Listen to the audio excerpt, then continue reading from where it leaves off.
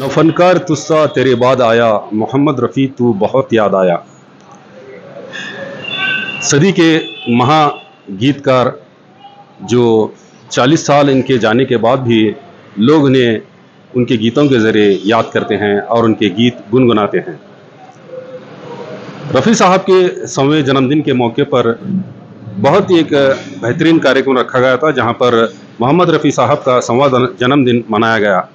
इसके जो मुख्य अतिथि थे, जो मेहमान थे, खुद शाहिद रफ़ी जी जो मोहम्मद रफ़ी साहब के जो बेटे हैं, उनकी परछाई हैं, वो इसमें अपना परफॉर्मेंस दे के बीजापुर के लोगों का दिल जीत लिया है। आज खुद हमारे साथ शाहिद रफ़ी जी मौजूद हैं, आइए हम उनसे बात करते हैं। जी, सभी बीजापुर वालों को मेरी तरफ से आदाब, नमस्कार। तो शाहिद रफ़ी साहब के बारे में तो लोग सब जानते हैं, मगर चंद ऐसे जो पहलू हैं या जो आज तक सामने लोगों की नहीं आए, उसके बारे में कुछ आप रोशनी डालना चाहिए। मैं तो ये बताता हूँ कि मतलब अपना रफ़ी साहब के बारे में तो अपना मैं समझता हूँ दुनिया जानती है। एक खुली किताब थे, कोई ऐसी चीज़ नहीं है जो कि छुपी हुई हो।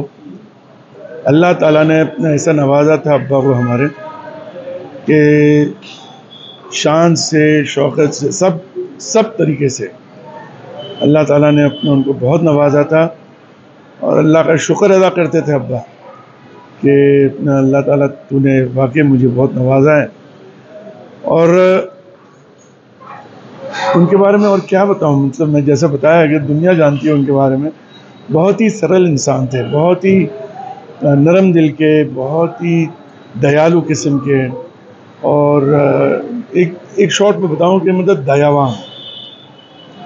अब हमारे बीजापुर को आपका दूसरी बार आना हुआ है जी, तो दूसरी बार भी उसी तरह से लोगों ने आपको प्यार और मोहब्बत से नवाजा है, इसके बारे में आप क्या कहेंगे? जी हाँ, बिल्कुल। अपना बीजापुर वालों ने जो मोहब्बत ज़ाहिर की, जो मेरे वालिद साहब के लिए, उनकी बदौलत अपना जो इज़्ज़त मुझे मिली, उन लोगों का शुक्रिया अदा करता हूँ। मैं शुक्रगुज़ार हूँ उन लोगों का। और मैं इतनी मोहब्बत अपने देखकर मैं सोचता हूँ कि मुझे वापस आना चाहिए यहाँ पे, और इंशाअल्लाह ताला आऊँगा ज़रूर। और मैं मुबारकबाद देता हूँ कविता जागीरदार जी को, जिन्होंने मुझे 2 बार यहाँ बुला चुका है उन्होंने। और इतनी हिम्मत करके और जिस तरीके से उन्होंने ये शो ऑर्गेनाइज़ किया है, बहुत ही मतलब काबिल तारीफ़ है। उन्होंने अपने काफ़ी बड़े बड़े हस्तियों को यहाँ पे बुलाया, और उन लोगों ने भी बहुत अपना मतलब मज़ा लिए शो का, प्रोग्राम का। और मैं उनकी शुक्रगुज़ार हूँ। और मैं ये है कि दुआ चाहता हूँ उन लोगों से कि वो दुआ करें मेरे लिए। बीजापुर एक तारीखी मुकामात का मरकज़ है। अभी इन दिनों में, कुछ ही दिनों में आपने किन किन इमारतों का जो वगैरह जाकर वहाँ पर देखा है? मैंने काफ़ी सुना है, हिस्टोरिकल प्लेस है ये, लेकिन इंशाअल्लाह कभी अपने सब मौका मिला तो अगली बार मैं आऊँगा ज़रूर, अपना ज़रूर देखूँगा। उनसे बात करने के लिए बहुत बहुत शुक्रिया। जी, बहुत बहुत शुक्रिया। जैसा कि आपने सुना कि रफ़ी साहब के 100वें जन्मदिन के मौके पर जो शाहिद रफ़ी जी ने आकर एक बेहतरीन खूबसूरत समा बांधा, रंग मंदिर में हर तरफ तालियों की गूंज उठ रही थी। इस तरह से उन्होंने सारी महफिल को लूट लिया, और उनकी चाहत है कि इसी तरह वो बार बार बीजापुर को आते रहेंगे और यहाँ पर जितने भी जो तारीखी मुकामात हैं उन्हें प्रमोट भी करते रहेंगे। इस तरह से उन्होंने सारी बीजापुर का जनता का शुक्रिया अदा भी किया है। बीजापुर के रंग मंदिर में आपने एक इलेक्ट्रिक परफॉर्मेंस देखा, जिसमें कई कलाकारों ने अपना बेहतरीन परफॉर्मेंस देकर बीजापुर की शान को बढ़ाया और लोगों को खूब मनोरंजित किया।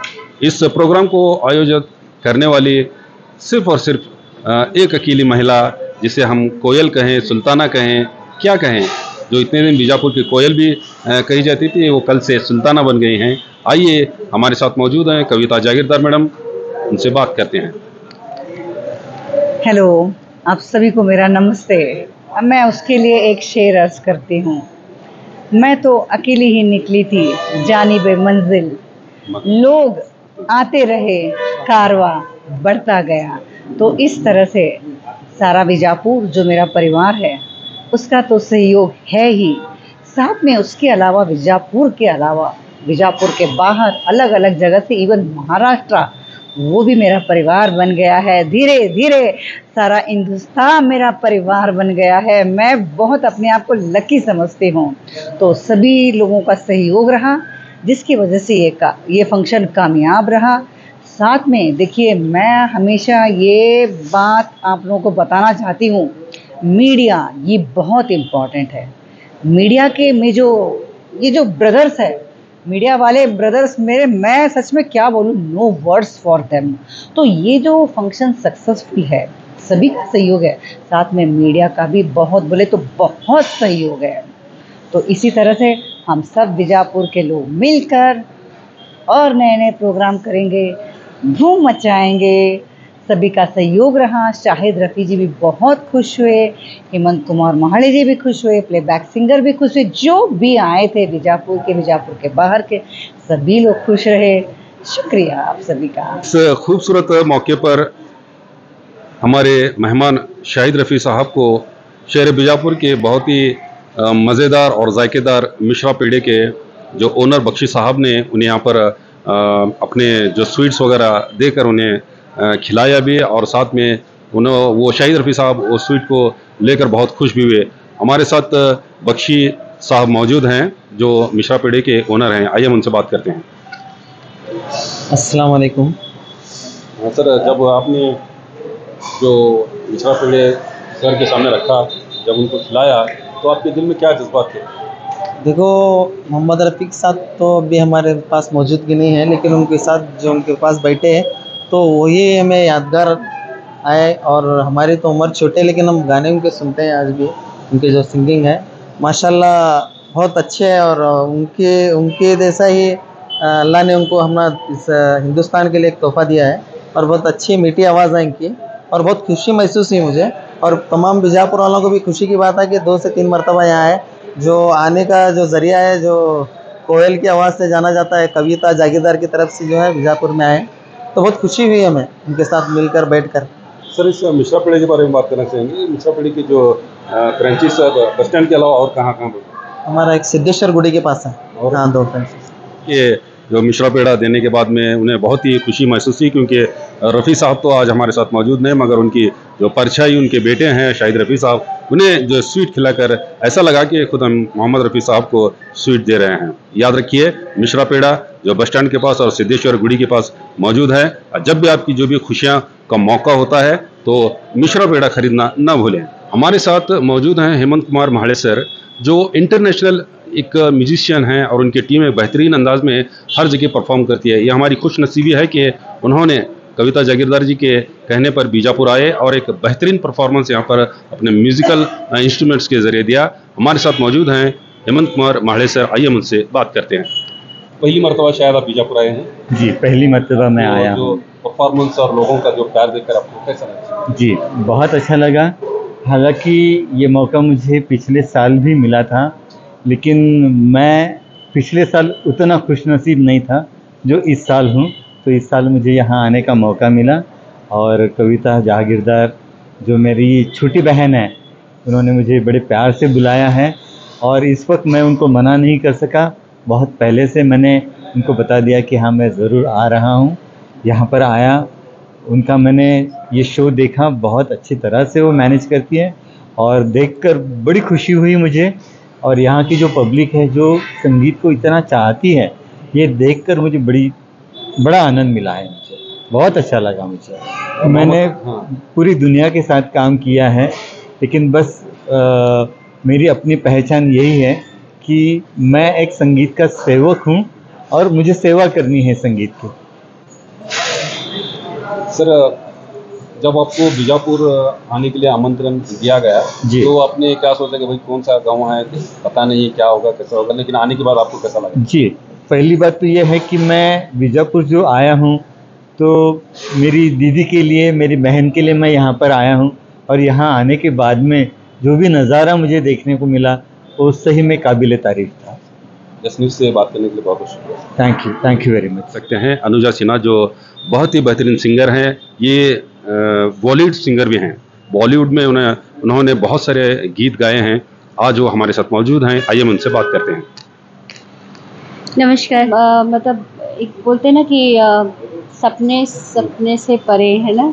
बहुत ही एक्सट्रीमली सक्सेसफुल शो था और कविता मैम को मैं बहुत बहुत दिल से धन्यवाद दूंगी कि उन्होंने मुझे यहाँ बुलाया और इतने अच्छे ऑडियंस के साथ रूबरू कराया।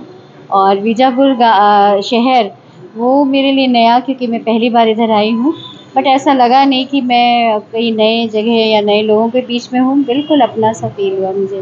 कल शहर में अरे क्यों नहीं, मैं तो चाहूँगी कि मैं बार बार आती रहूँ यहाँ और कहूँ। मैडम, आप लोगों की जानकारी के लिए बॉलीवुड के किन फिल्मों में आपने अपनी आवाज़ दी? देखिए, एक तो काफ़ी बड़ी मूवी है 30 मिनट्स नाम है, आप इसको शिमारू OTT में भी देख सकते हैं। और इसमें रिया सेन है और हितेन पिंटल, इशिता भट्ट, खुद पिंटल साहब हैं, हेमंत पांडे, अच्छे स्टार कास्ट है। और उसमें मेरा 2 गाना है। और इस फिल्म में खासियत है कि आशा जी ने भी गाया है, जावेद अली जी ने गाया, शान ने गाया है और मेरा जो डुएट है वो कुणाल गांजावाला जी के साथ है। और एक मेरा सोलो है जो आइटम है जिसमें रिया सेन परफॉर्म कर रही है। तो ये मेरा मेन ये है। बाकी कई सारे, जैसे एक OTT का ही है रजनीगंधा, एक शॉर्ट मूवी है, उसमें मेरा गाना है।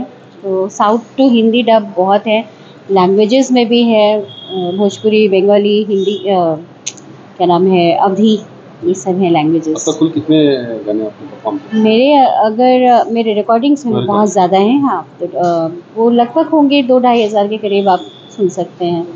इसमें जियो सावन वगैरह में आप जस्ट टाइप करेंगे मेरा नाम, आपको सुनाई हमारी देगा। शुभकामनाएं आपके साथ हैं। Thank you so much. आप हमसे बात करने के लिए बहुत खुश। जैसा कि आपने देखा कि सब शाहिद रफ़ी साहब, हेमंत कुमार म्हाड़े सर और अनुजा मैडम, जितने भी जो यहाँ पर परफॉर्मेंस कल उन्होंने पेश किया, लोगों का दिल जीत लिया। और साथ ही जो कविता मैडम जो कल बीजापुर की कोयल के नाम से जानी जाती थी, अब वो बीजापुर की सुल्ताना बन गई, क्योंकि हमारे मुंशी साहब जो हमारे बीच नहीं हैं, उन्हें टाइटल देकर गए। और कहना ज़रूरी है कि वो ऑर्केस्ट्रा की एक शेरनी हैं।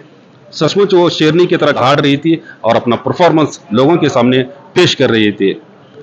और आज हम सब लोग बीजापुर के उन्हें बहुत बहुत उनका धन्यवाद व्यक्त करते हैं और आने वाले प्रोग्राम्स के लिए उन्हें शुभकामनाएं व्यक्त करते हैं। इसी तरह के संगीत से भरे और भी खबरें देखने के लिए देखते रहिए एस न्यूज चैनल। ಯಾವುದೇ ಹೊಸ ಸುದ್ದಿಯನ್ನ ನೋಡಲು ನಮ್ಮ ಎಸ್ ನ್ಯೂಸ್ ಕರ್ನಾಟಕ ಎಕ್ಸ್‌ಪ್ರೆಸ್ ನ ನೋಡ್ತಾ ಇರಿ, ಹಾಗೆ ನಮ್ಮ ಚಾನೆಲ್ ನ ಸಬ್ಸ್ಕ್ರೈಬ್ ಮಾಡಿ, ಬಾಜು ಇರುವ ಬೆಲ್ ಐಕಾನ್ ಅನ್ನ ಕ್ಲಿಕ್ ಮಾಡಿ, ಹಾಗೆ ನಮ್ಮ ಚಾನೆಲ್ ನ ಲೈಕ್ ಮಾಡಿ, ಶೇರ್ ಮಾಡಿ. ನಮ್ಮ ನಡೆ ಸತ್ಯದ ಕಡೆ.